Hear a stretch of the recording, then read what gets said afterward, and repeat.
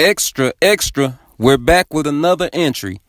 Is our media and our reality hand in hand? Is it one and the same? I'm not a conspiracy theorist, but today we're going to get to the bottom of this. Not that long ago, there was a Fox TV series called The Passage.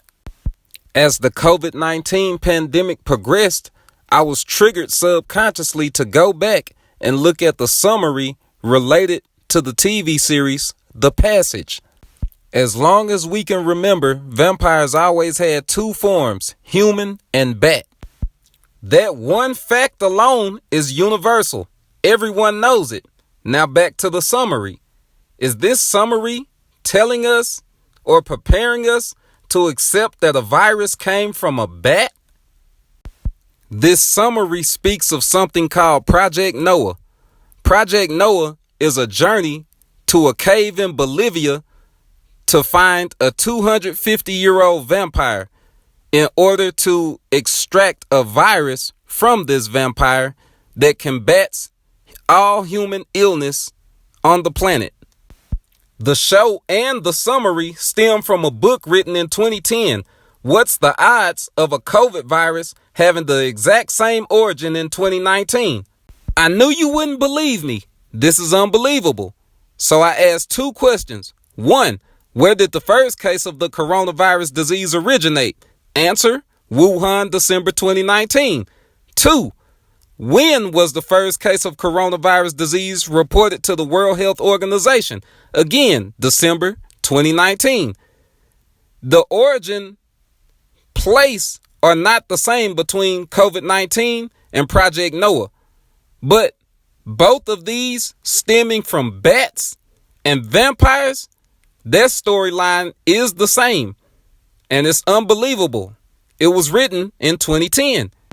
In a sit-down with Charlemagne the God, Vice President Joe Biden was vocal about COVID-19 pandemic and how it affected African Americans in North America. Paraphrasing, he basically said that African Americans didn't have the luxury to work from home, so they had to go to work in the middle of the pandemic and be killed at a higher rate than any other race affected by COVID-19. That was how COVID-19 pandemic affected African Americans. Meet Amy Belafonte, an African American little girl who's the protagonist of the series The Passage. Unlike COVID-19 African Americans, she's the world's only hope. Do you see the parallel, the significance of African Americans on one hand and on the other? Maybe I should stop using the term conspiracy theorist. Maybe we're just people that know what we're talking about because specific things stand out to us. In this article about The Passage, there's a particular section that you'll see in just a few seconds that explains exactly what Project Noah is. Project Noah, I'm going to paraphrase, is a group of scientists trying to stop the avian flu that's going around China before it turns into a pandemic. Does that sound familiar to you? Of course it does, or at least it should. It sounds similar to the COVID-19 pandemic from Wuhan, China. I know what I saw.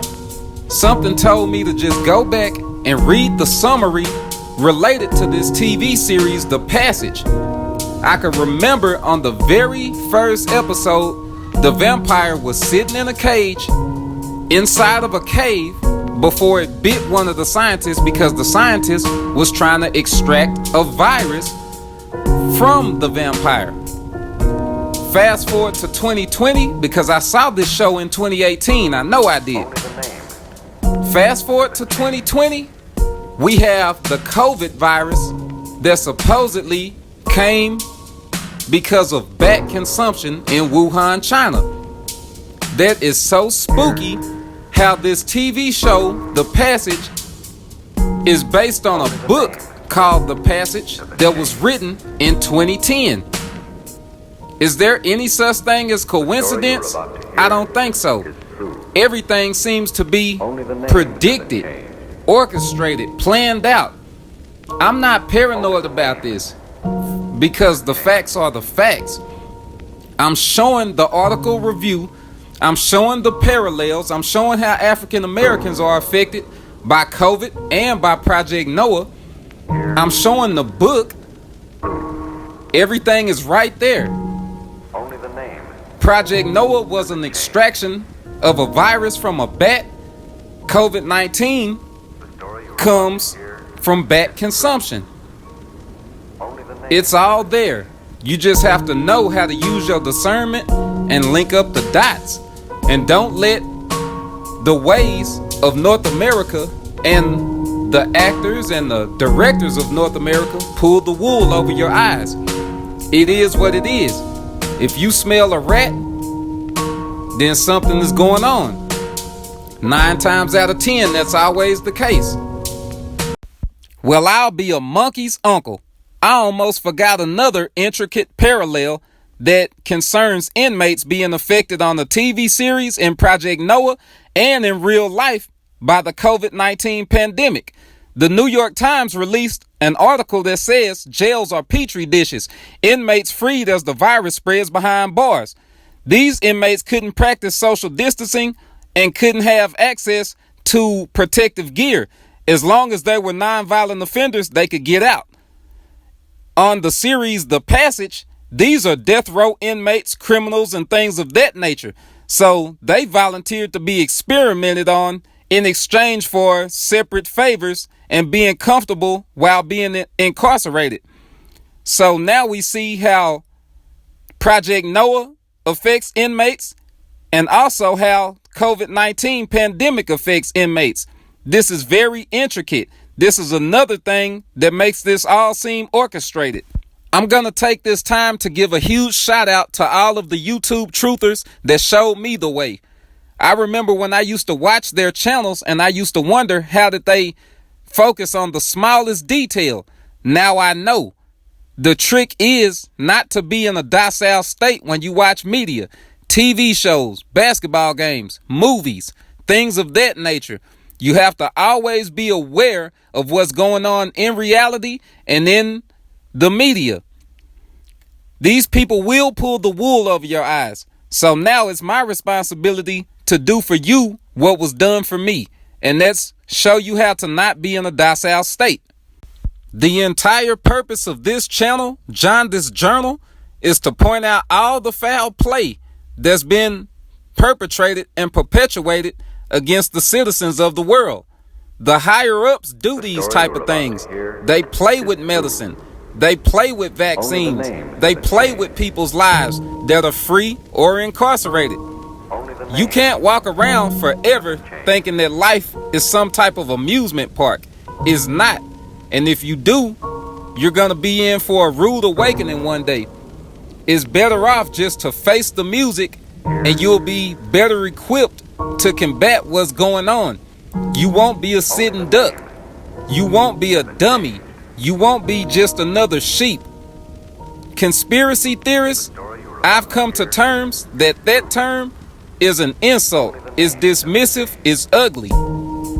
At this time, we are all quarantined. Is that going good for you and your family and your loved ones? Hit the comment section and let me know. Am I just reaching when I try to link up foul play and parallels between reality and media? Let me know. Hit the comment section. I value you guys' opinion. I want to thank you for watching. I want to remind you not to watch media or your surroundings in a docile state. I would appreciate if you like, shared, and subscribe. And keep in mind, if it has anything to do with race, foul play going on in North America, violence, history, lies, I'm going to do my best over here at Jaundice Journal to enter an entry. And we're going to cover all bases. Once again, if you think I'm reaching, hit the comment section and let me know. I'm proud of the job I've done. I'm proud of the job I've done for the simple fact, if I can get one person not to watch media in a docile state of mind, then that's all in the day's work. Until next time, hit the like, the share, the subscribe button, and don't be ugly like this ugly mofo right here. Until next time, peace.